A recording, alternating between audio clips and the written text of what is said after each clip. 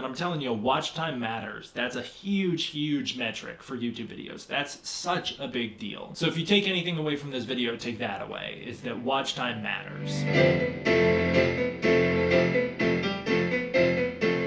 What's up, everybody? D-Man back. Welcome to a very different kind of video, and this isn't one that I've done anything kind of like this in a very long time, where I just kind of sit and ramble about a topic that I'm interested in. But I just watched some videos made by people within the community that made me want to talk about some topics, and so I figured I'd kind of respond to those. I know this video is not going to be very popular, and that's actually kind of what the point of this video is. So there's a creator within the kaiju community who I'm sure many of you guys are aware of. His name is Ryan George Collins, and he's an independent author and a writer of sci-fi books. In fact, he's written a few kaiju books. They're available on Amazon, and he could really use the support, so go check them out. I think many of you guys would know him from his YouTube channel and his YouTube name, The Omniviewer. He's a fellow YouTuber, and he's been in the space for a very long time. Like I said, I'm sure you guys are aware of this guy. He's been around for a while. And he recently made a video that I found super interesting, and I wanted to make a response to. It was called A Humble Request for Help, and in it, he opens up about how his channel's been struggling lately, and he asks for some help, and I wanted to respond to it because I relate to a lot of what he's talking about. In it, he mentions how midway through 2024, things got really rough for him and his channel, and I completely relate. The same exact thing happened to me, and it's what inspired me to respond in the first place. So I don't know when he hit his stride, but he talks about how his channel hit a stride at one point and was doing really well, and was bringing in a certain amount of views he became very comfortable with and very accustomed to, and then that just kind of ended at some point. And for me, I can speak from my experience. I definitely hit my stride in the Godzilla King of the Monsters era in 2018 and 2019. And for me, those years will always be kind of the peak of the channel, and I think probably the time I had the most fun. And a lot of it was because I had a really tight-knit community back then. You know, it was a very different landscape in the Godzilla space. I was a much more prominent figure. And I don't think it was the clout or the fact that I was so prominent that made it so special. I think it was just the fact that there was so much interconnectivity and the community was just so much stronger on this channel anyways, for me back then. And it's been different ever since. And I've never, no matter what I've done, I've never gotten the same feeling that I did back then. And I don't think it's just that I'm getting older. I think it was just that a lot of us were more engaged in the fan base back then, and we had a lot more interaction and a lot more fun together. It was a lot more loose on this channel. Omniviewer talks about how the algorithm left him behind recently, and the same exact thing happened to me. I really appreciated him opening up during the video about his personal struggles in October, where he had to abandon a project he was working on for a long time, and it was going to take a lot of time and attention because he knew he wasn't going to get any reward from posting it. And I definitely get that. I understand exactly what it's like to have big dreams and hopes for your channel and big projects you want to work on, but that you have to kind of step away from and abandon because you know that's not what the algorithm is going to support, and that's not what your channel is going to support. And I definitely understand what that's like. I've been through that many times, and I will continue to go through that many times. It's one of the main reasons why I go back to doing Godzilla news and updates. I still enjoy making Godzilla news and updates, especially when I do things like the community art showcases at the start. It's never been my favorite type of content. I always like the video essays, and I like the more analytical stuff. But I want to open up about some of my channel experience really fast. I don't want to make this seem like I'm bragging or like I'm flexing too much. That's not the point. I really hope that comes across in this video. I'm trying to be more genuine in this one. I got some notes that I'll read off. So similarly, my channel, it used to average around 8,000 viewers for Godzilla anime content, which was pretty awesome. But on the other hand, it would get 15,000 views on average for live action Godzilla content, whether that was Shin Godzilla or King of the Monsters or whatever. Live action Godzilla content would be pulling in about 15,000 views a video. Non-Godzilla videos would be averaging about 4,000 views, which was pretty cool as well. During the peak of this period in 2019, I actually averaged around 30,000 viewers a day, peaking at 60,000 viewers a day average for 1 month. And last year, I hit a similar stride, and I thought things were going down a similar arc, mostly because we had so much Godzilla content, from Monarch to Godzilla X Kong the New Empire to Godzilla -1, where I was averaging 5,000 views per Monarch video, 10,000 views per -1 video, and 8,000 views per GXK video. So I was doing pretty well last year. And I expected the momentum to slow down once GXK came out in April or March, whenever it came out, I guess the end of March, early April. I expected the momentum to slow down. What I didn't expect was the absolute plummet that happened. And it is not a plummet that occurred naturally. It's not because interest in Godzilla kind of dried up, and it's not because the movie came out and people didn't want to watch videos on it anymore.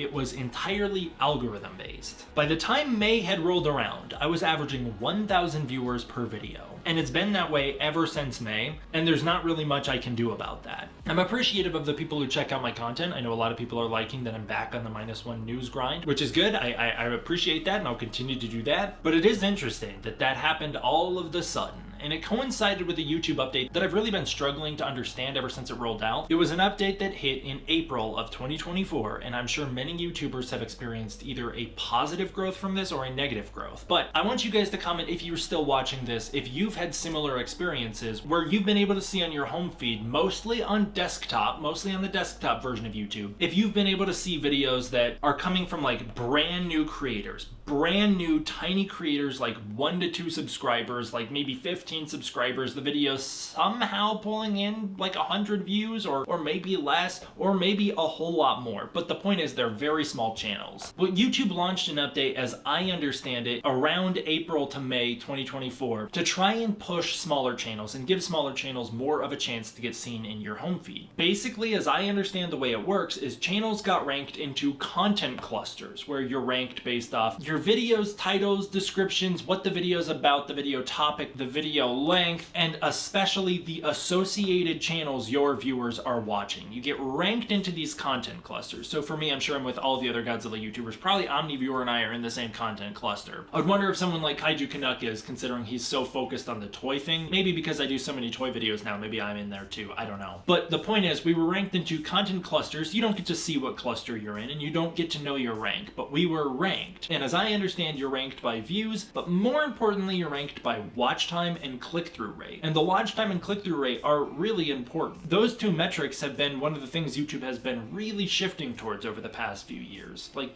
I know many people talk about the Mr. Beastification of YouTube. Well, that's kind of why. It's this focus on watch time, this focus on retention editing, this focus on keeping you engaged for the entire runtime of the video. That's what the shift became. And for me, I had decent retention, but really, it wasn't great. I mean, with a lot of news videos, people skip straight to the news story they want to see. They watch those few minutes of the video and then they're out, which I don't have any problem with, and it never used to give me trouble. And then the click-through rate, I guess I added too many things that people could click on. My click-through rate has never been good, and my channel tanked because of it. I'm assuming I'm ranked very low in the content cluster, and so I was completely left behind by the algorithm, and there's not really much I can do about that. The only thing I can say is, like, if from my perspective, if I was to ask for help, first of all, I really appreciate all the support I get in the Patreon. Supporting the Patreon is a fantastic way to support this channel. It's a great way to make sure that I can continue to do this, because I really don't make that much or any money on the YouTube end of things anymore. So the Patreon is a fantastic way to try and help offset that, and I really appreciate all the support I get over there. But just watching the videos, even if you're not interested in the video topic, if you want to turn the video on and leave the room, I don't care. I don't care. If you've already seen the video and you want to watch it again, that works too. Commenting on videos also helps. Liking videos also helps. Maybe I need to put more emphasis on that, but those two things do help. Your homework assignment is to comment once on this video and then respond to 3 other comments on this video. That's what I'll say. And then let's see how the algorithm likes that. It will like it a lot. It will. I don't want to be purely negative. The YouTube Studio app, they did roll out a feature I really like here, and I want to do some shoutouts really fast. There's this new community spotlight section I get to see on the YouTube Studio app, where I get to see my most engaged viewers, and so I want to shout those guys out really fast. We've got Flashfire, who comments on tons of my videos. I really appreciate all the comments I get from him. FizzGoGI, I really appreciate all the support you give me. Shin Godzilla 1987, I always love to see your comments, and I appreciate all of your support as well. MRDLTOO, thank you so much for all of your support, and then same to you, Dino Exels. You guys make up the most engaged viewers, I believe, of my past 28 days, so I really appreciate you guys. I don't know if I have a point with this, as much as I just wanted to give my thoughts on the matter and to let OmniViewer know that he's not alone, to let him know that I've been dealing with the same type of thing. I think because, to some degree, I'm still looked at as one of the more prominent members in the community, I wanted to give my thoughts on this to let OmniViewer know that he's definitely not alone, and to let him know that other people are dealing with similar experiences. I just wanted to make a video to get that out there. For now, I want to hear what you guys think about this. If you, my fellow content creators, have experienced anything like this, I would love to hear your guys' thoughts. And then you, as a YouTube viewer, I would love to hear your thoughts as well on the type of content you consume and the way that's changed over time. Or if you see people in your feeds more often or less often, or if you see, like, my channel in your feed more often than you used to, or less often than you used to, or any of that that stuff. I would love to hear people's thoughts on that. That is something I'm very interested to hear. So I guess comment below and let me know. I guess also, like I said, double down, comment on other people's comments, respond to some comments. Let's have some discussions down below. That will be a good way to see what's going on with the algorithm. And then I'm telling you, watch time matters. That's a huge metric for YouTube videos. That's such a big deal. So if you take anything away from this video, take that away, is that watch time matters. Because that's the thing that YouTube really measures, is how long your viewers are sticking around. It's definitely not a shift I prefer on this platform. There is one thing I would actually really like to ask, and that's if you could check out episode 1 of Godzilla Ground Zero, a new series I launched where I go to some of the Godzilla filming locations to see how they look in real life and how they've evolved over the years. In the first episode, we go to Tokyo to see how things have evolved since Godzilla's first attack in 1954, showing off those locations in real life, and showing off the same locations that appear in some other Godzilla movies as well as Godzilla Minus One.